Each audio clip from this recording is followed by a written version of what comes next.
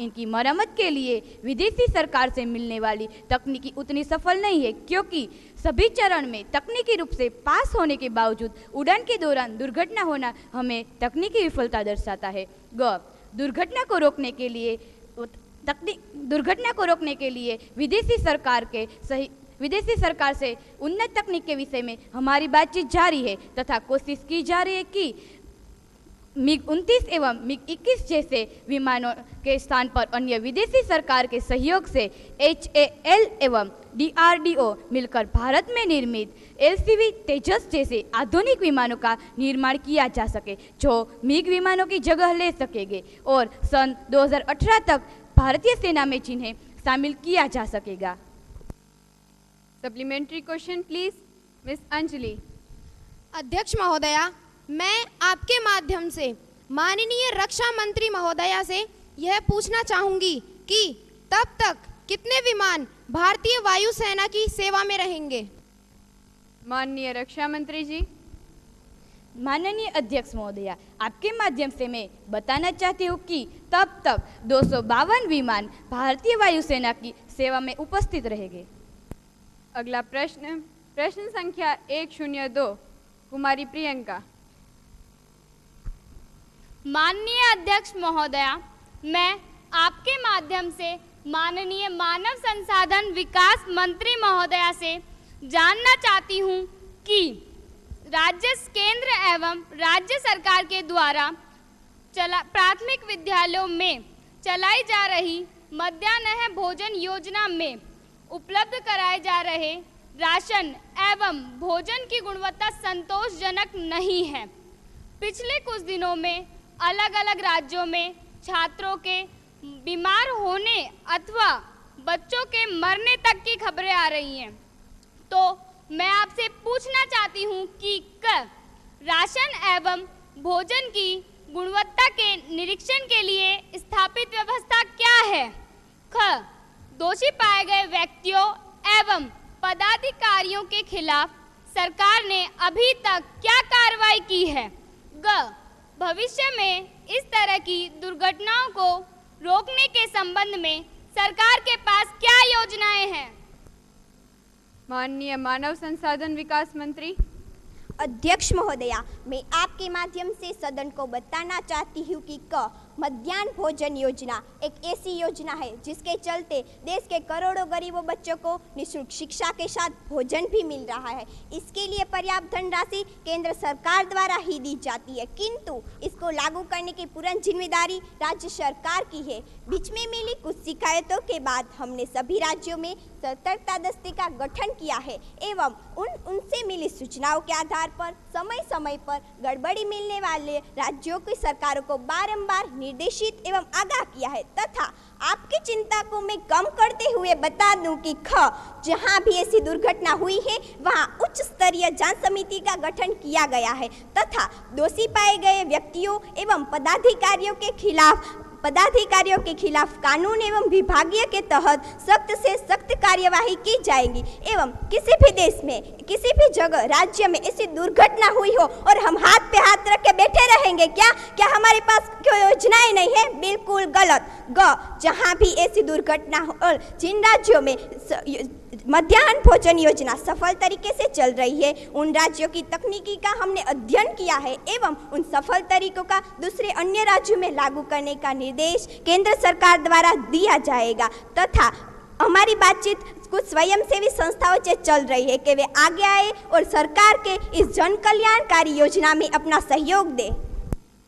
अनुपूरक प्रश्न, कुमारी प्रियंका। माननीय अध्यक्ष महोदया, मैं आपके माध्यम से माननीय मानव संसाधन विकास मंत्री महोदया से जानना चाहती हूँ कि वे स्वयंसेवी संस्थाएं कौन सी हैं और किन राज्यों में सफल तरीके से चल रही हैं? माननीय मानव संसाधन विकास मंत्री।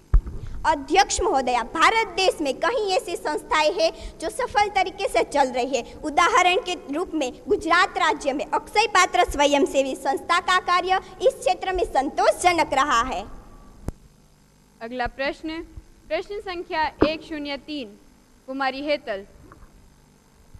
माननीय अध्यक्ष महोदया, हमारे देश में गुजरात सर्वाधिक समुद्र तटीय सीमा वाला राज्य है और आतंकवादियों के द्वारा इस सीमा का उपयोग करके देश की सुरक्षा पर निरंतर प्रहार किया जा रहा है।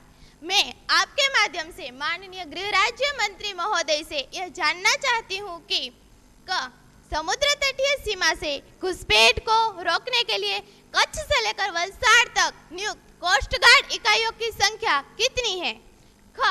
INS विक्रांत जैसा कोई आधुनिक जलपोत गुजरात की तटीय सीमाओं पर क्यों नहीं है? माननीय गृह राज्य मंत्री। माननीय महोदया, मैं आपके माध्यम से सदन को बताना चाहता हूं कि घुसपैठ को रोकने के लिए कच्छ से लेकर वलसाड तक नियुक्त कोस्ट गार्ड इकाइयों की संख्या 10 है।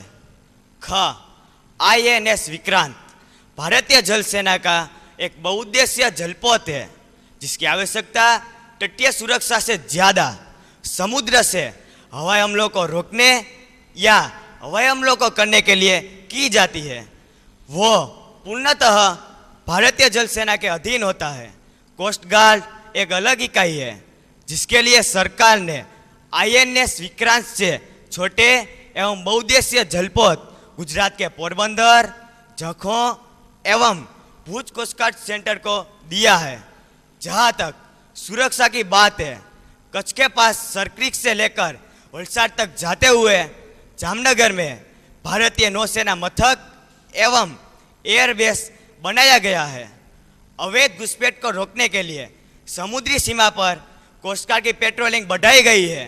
सरकार समय समय पर सुरक्षा एजेंसियों के माध्यम से इसकी समीक्षा करती है और आवश्यक कार्यवाही करती है। अगला प्रश्न, प्रश्न संख्या 104, कुमारी सरला।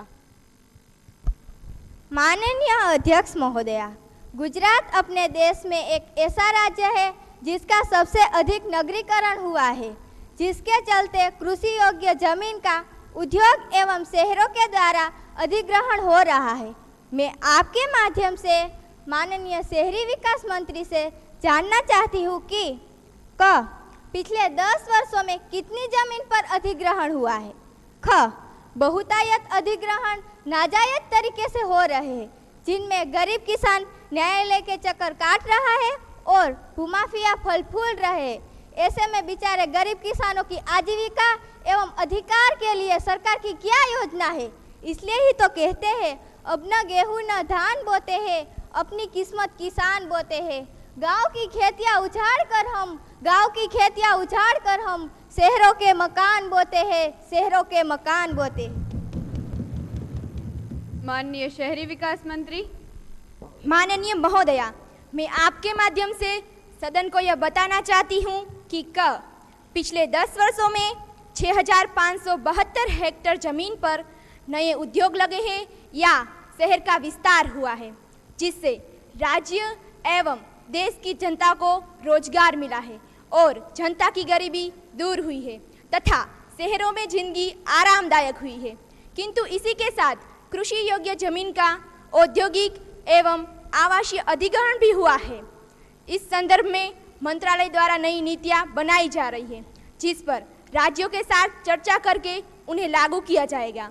और भूमाफियाओं को रोकने के लिए भारतीय जमीन सर्वेक्षण विभाग के द्वारा राज्य सरकार से मिलकर तमाम कृषि जमीनों के मालिकों के बायोलॉजिकल आइडेंटिफिकेशन का डाटा सॉफ्टवेयर पर संग्रहित किया जा रहा है, ताकि भविष्य में होने वाली अवैध रजिस्ट्रियों को रोका जा सके और भूमाफियाओं पर नियंत्रण लाया जा सके तथा कृषि योग्य जमीन बचाई जा सके।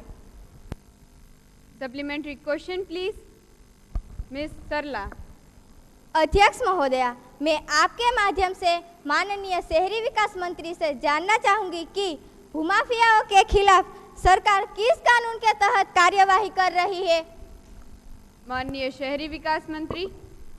अध्यक्ष महोदया, राज्य सरकार के मिले आंकड़ों के आधार पर भूमाफियाओं पर पासा कानून के तहत कानूनी कार्यवाही की जा रही है।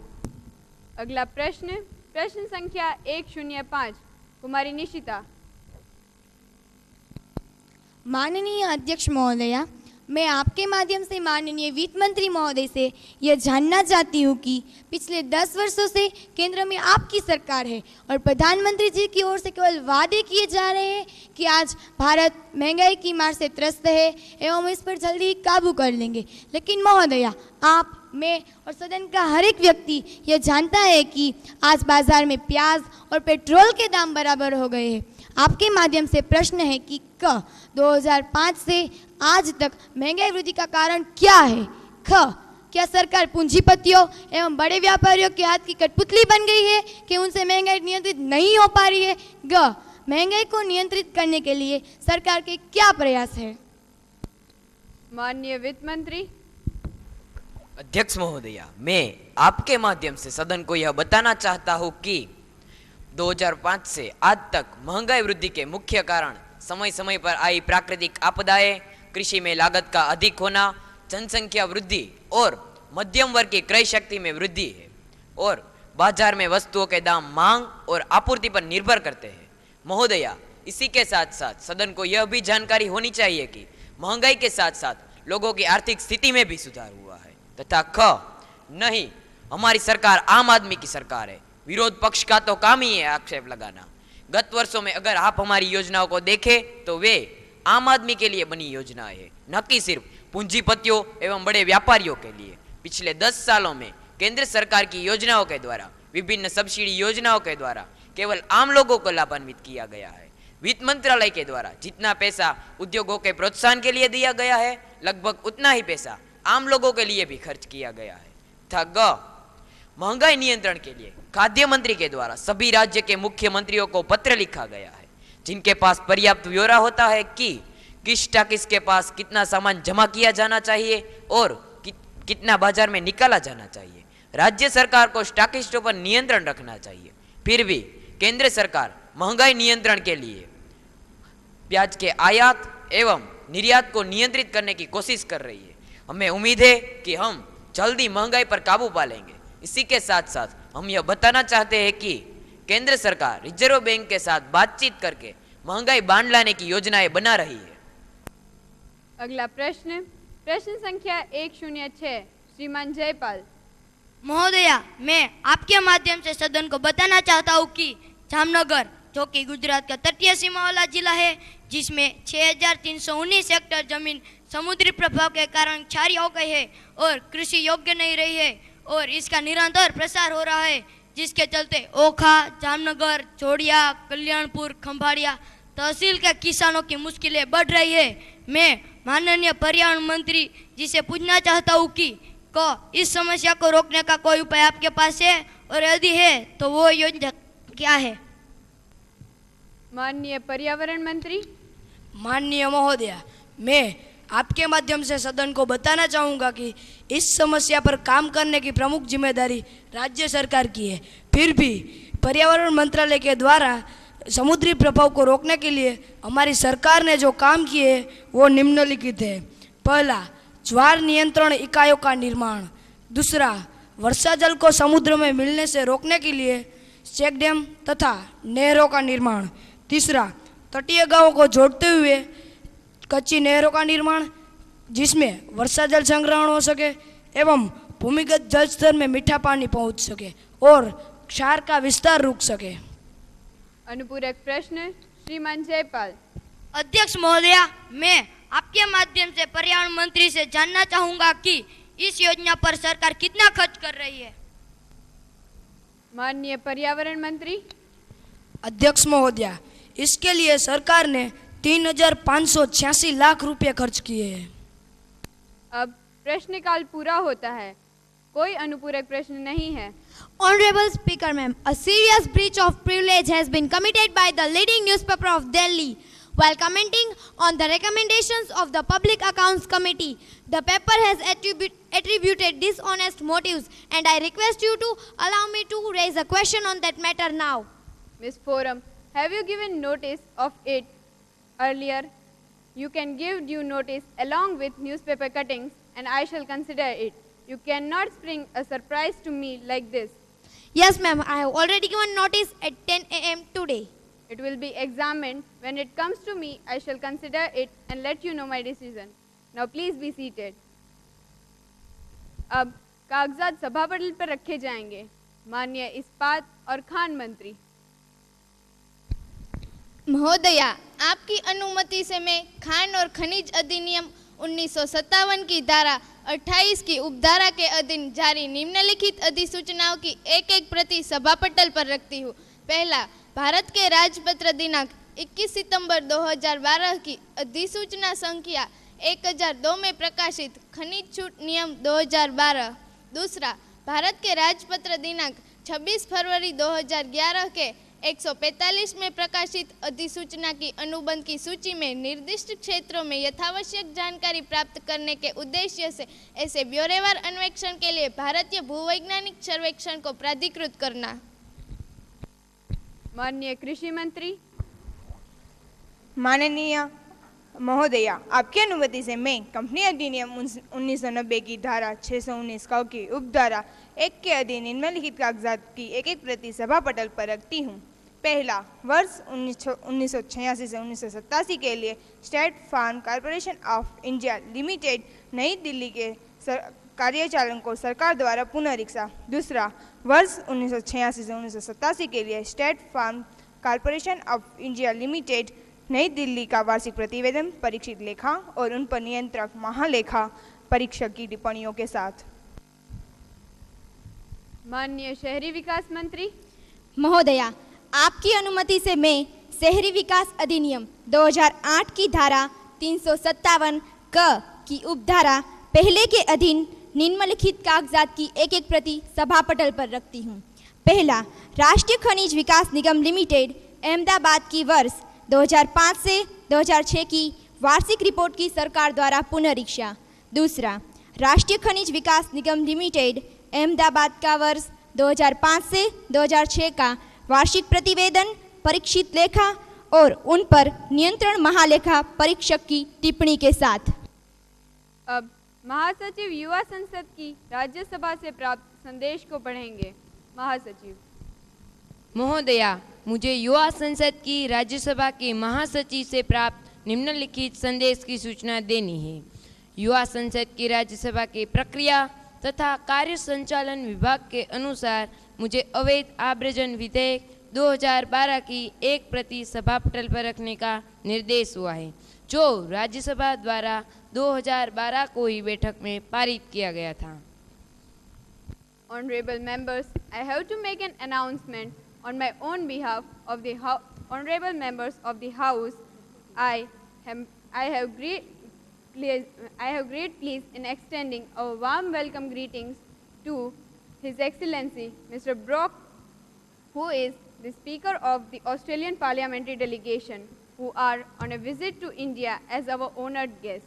The other honourable members of the delegation are Ms. Crystal D'Souza,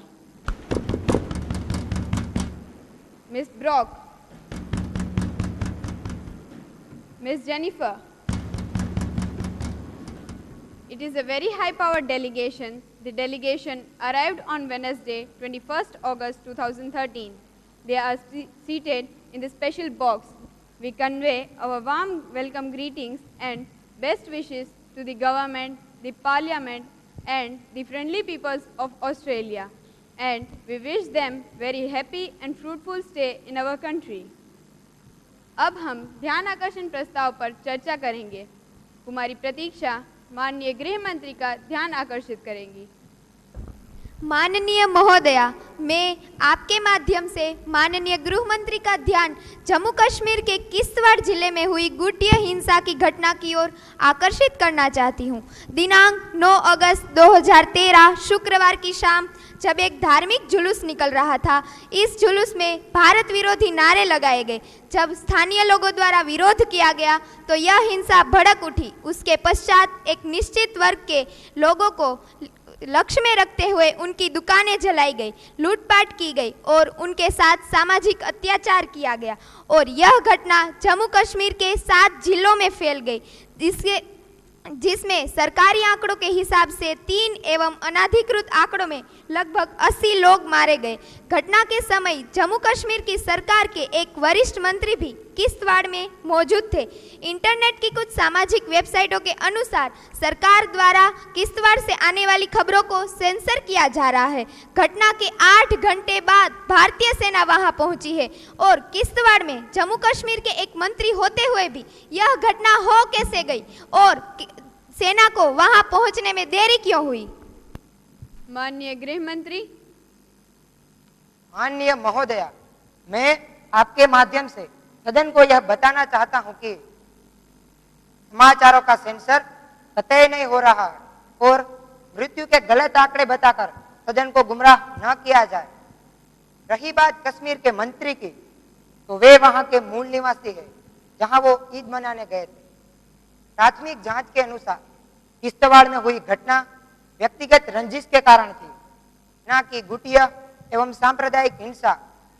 घटना की न्यायिक जांच के आदेश दिए गए हैं तथा इस घटना की नैतिक जिम्मेदारी लेते हुए जम्मू कश्मीर के गृह मंत्री ने अपना इस्तीफा राज्य सरकार को दे दिया तथा केंद्र सरकार द्वारा राज्य सरकार से इस घटना पर विस्तृत रिपोर्ट मांगी गई। श्रीमान महेश। माननीय महोदया, राज्यसभा में विपक्ष के नेता श्रीमान अरुण जेटली जो हालत का जायजा लेने जम्मू कश्मीर जा रहे थे, उनको जम्मू एयरपोर्ट से ही वापस क्यों भेजा गया? क्या देश को किश्तवाड़ के बारे में जानने का अधिकार नहीं है? माननीय गृह मंत्री। माननीय महोदया, मैं आपके माध्यम से सदन को यह बताना चाहता हूं कि किश्तवाड़ में हुई घटना के बाद धारा 144 लागू की गई थी ताकि प्रदेश में शांति व्यवस्था बहाल की जा सके और कोई अप्रिय घटना न घटे। ऐसे वक्त में किसी राजनीतिक व्यक्ति के आने से समस्या के बढ़ने की संभावना थी। अतः जम्मू के जिलाधिकारी द्वारा विपक्ष के नेता श्रीमान अरुण जेटली को जम्मू के एयरपोर्ट पर ही रोककर दिल्ली वापस भेज दिया गया था। उठाया गया यह कदम प्रदेश की शांति एवं सुरक्षा के लिए था। कुमारी हसू। माननीय अध्यक्ष महोदया, मैं आपके माध्यम से गृह मंत्री जी से यह पूछना चाहती हूं कि जब सरकार की मंशा साफ ही थी तो जम्मू कश्मीर की विधानसभा में विपक्ष दल की नेता श्रीमती महबूबा मुफ्ती को वहां जाने से क्यों रोका गया और हाँ, अपने ही घर में नजरबंद क्यों किया गया? माननीय गृह मंत्री जी।